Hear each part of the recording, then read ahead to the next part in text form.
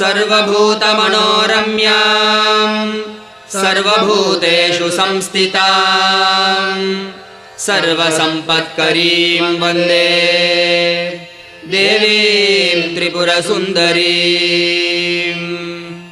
पद्मालयां पद्महस्तां पद्मसम्भवसेवितां पद्मरागनिभां वन्दे देवीं त्रिपुरसुन्दरीं। पञ्चबाणधनुर्बाणपाशाङ्कुशधरां शुभां पञ्चब्रह्ममयीं वन्दे देवीं त्रिपुरसुन्दरीं। षट्पुण्डरीकनिलयां षडाननसुतामिमां षट्कोणान्तस्थितां वन्दे